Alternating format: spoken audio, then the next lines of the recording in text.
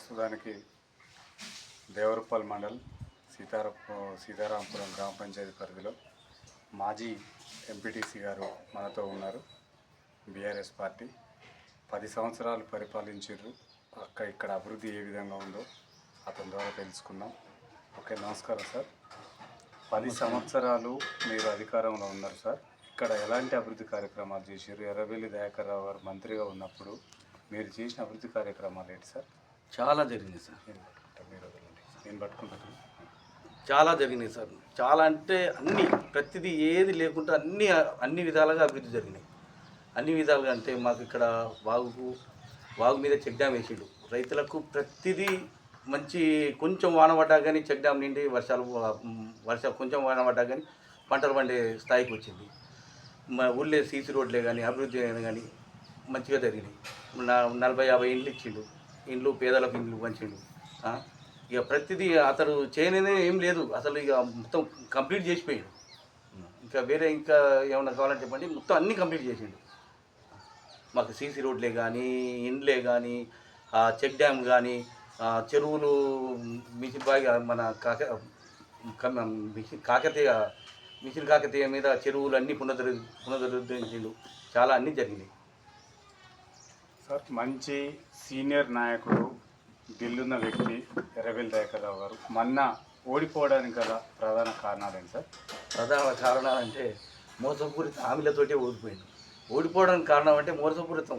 తెల్లారి వచ్చి అక్కలారా చెల్లెలారా మీకు ఇలా ఏమన్నా వస్తున్నాయా, 1 తారీఖున రాగానే నీకు బ్యాంకులో జీతం పడుతుంది, 2500 తీసుకోండి, నేను వచ్చిన తెల్లారి వచ్చే డిసెంబర్నే నీకు 2500 ఇస్తాం, అవ్వా తాత నీకు పింఛన్ ఎంత వస్తుంది, 2000 వస్తున్నాయి, 2000 వస్తున్నాయా, వచ్చిన నుంచి 4000 తీసుకో అని అనేటి వరకు అసలు అయోమయంలో పడిపోయి జనం అతన్ని ఓడించారు తప్ప, లేకపోతే అతడు మంచోడు కాదని కాదు, లేకపోతే ఏదో ఈమె వచ్చి ఊరలో పెడతానని కాదు.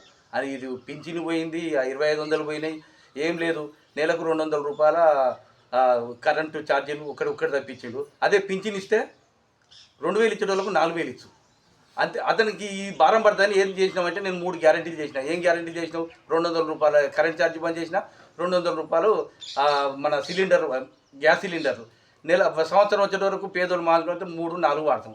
దానికి ఎంత 4 1600 సంవత్సరం పొడుగుతో ఒక 1600 చేసిండు అని చేసి నేను అన్ని హామీలు చేసిన అని చెప్పి గప్పాసు పెడతాడు. ఈ అన్ని హామీలు పక్కకు పెట్టిండు, 2500 పక్కకు పెట్టిండు, పింఛన్లు పక్కకు పెట్టిండు, మూతి పెట్టి నాకుతాడు. దాంట్లో ఎంత ఇది ముసలిళ్ళకి వినియోగిస్తే ఏం కమిషన్ రాదు కదా, అదే మూతి పెడితే ఇంతో అంతో దొరుకుతుంది నాకు వస్తున్న ఉద్దేశంతో ఆయనే పరిపాలన సాగిస్తాడు. సరే సార్, ఇక్కడ ఎర్రబెల్లి దయాకర్ గారు అభివృద్ధి కార్యక్రమాలలో ఎంత మేరకు చేసిండు? ఈ దేవరపల్లి మండలాన్ని ఎలాంటి డెవలప్మెంట్ చేసిండు సార్? 90% డెవలప్మెంట్ అయింది సార్. ఇక మాకు కావాల్సింది అసలు ఇంకేమున్నదని మాకే. ఇంకొకటి అన్ని శాంక్షన్ చేసిండు. ఇప్పుడు ప్రతి ఊరి విలేజ్ నుంచి వెళ్ళి డబుల్ రోడ్డు మన శాంక్షన్ అయింది. కొంత ఇప్పుడు డెవలప్ ప్రకారం స్టార్ట్ అయింది, కొంత దూరం వెళ్ళిపోయింది. ఆ నుంచి వెళ్ళి ధర్మపురం వరకు అది ఇప్పుడు ఆగిపోయింది. మా ఊరిది కూడా ఇక్కడి నుంచి వెళ్ళి కడవెండి దాకా మాది డబుల్ రోడ్ అయింది. ఏది మధ్యలో దాన్ని ఏమంటారు డివైడర్ పెట్టి చేసేది, అది ఆగిపోయింది పనులన్నీ. ఇప్పుడు ఆయన శాంక్షన్ చేసిన పనులన్నీ వీళ్ళు ఇంతవరకు ఏది మొదలు పెడతలేరు. అవి మొదలు పెట్టడానికి మేము పోరాడతాం, ఖచ్చితంగా వాళ్ళని నిలదీస్తాం. సార్, ఇక్కడ కాంగ్రెస్ ప్రభుత్వం అధికారంలోకి రాగానే 6 గ్యారెంటీలు ప్రవేశపెట్టింది సార్. ఈ 6 గ్యారెంటీలు ఈ విలేజ్లో ఎంత మేరకు అమలు అవుతున్నాయి సార్? ఇంతవరకు ఏది అమలు కాలే. నేను చెప్తున్నా కదా, అసలు ఆ గ్యాస్ పైసలు ఎవరికైనా పడుతున్నాయా పడతలేదో అని తెలియదు, కానీ ఒక్క కరెంట్ ఛార్జీలు మాత్రం ఒకటి మాత్రం అది చేసారు.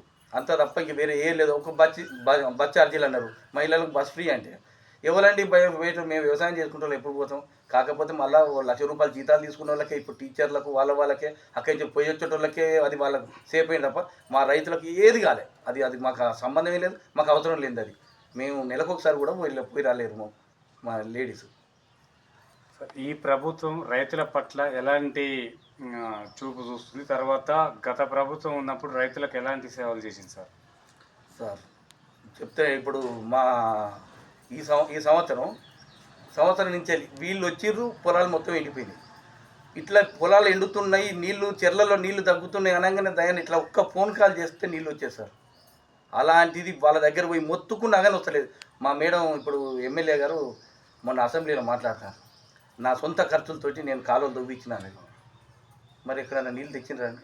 ఒక్కసారి మరి వాళ్ళ సొంత ఖర్చుతో తవ్వించారు కదా, మరి ఆయన ఇప్పుడు వీళ్ళు రాగానే కూలిపోయినా అప్పుడే తవ్వించారా? మరి అప్పటిదాకా మాకు వచ్చినాయి కదా నీళ్ళు.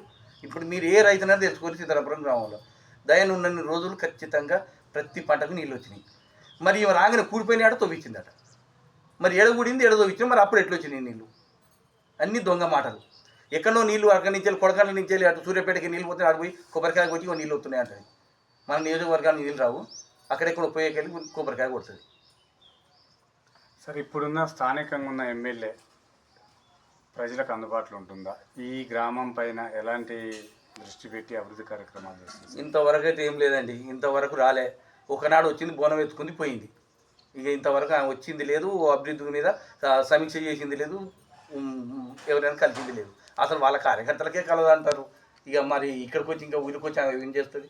ఇంతవరకు అలా కార్యకర్తలకే కలవలే.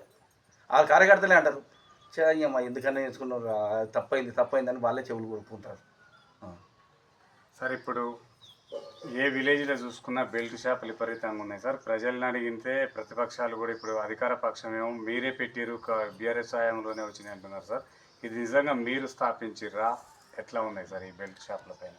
ఒక ఎన్టీ రామారావు ఉన్నప్పుడు తప్ప అప్పటి నుంచి వెళ్ళి బెల్ట్ షాపులు ఉన్నాయి, వైన్ షాపులు ఉన్నాయి, అన్నీ ఉన్నాయి సార్. ఒకరి మీద అబద్ధం వేసేది. ఒకవేళ వాళ్ళు స్వచ్ఛందంగా బంద్ చేస్తున్నామంటే మేము సంపూర్ణ మద్దతు ఇస్తాం సార్. బెల్ట్ షాపులైనా వైన్ షాపులు ఏదైనా వాళ్ళు బంద్ చేస్తామంటే మాత్రం మేము సంపూర్ణ మద్దతు ఇస్తాం. ఇక మేము కొట్లాడితే వాళ్ళు మేము పెట్ట బాగుండదు. వాళ్ళు కనుక బెల్ట్ షాపులు బంద్ చేస్తే మాత్రం మేము 100% సంపూర్ణంగా మద్దతు ఇస్తాం. సార్ ఇక్కడ స్థానికంగా ఉన్న ప్రజలు కాంగ్రెస్ ప్రభుత్వం మొత్తం కూడా నల్గొండ కానీ ఖమ్మం, వరంగల్ ఇట్లా చూసుకుంటే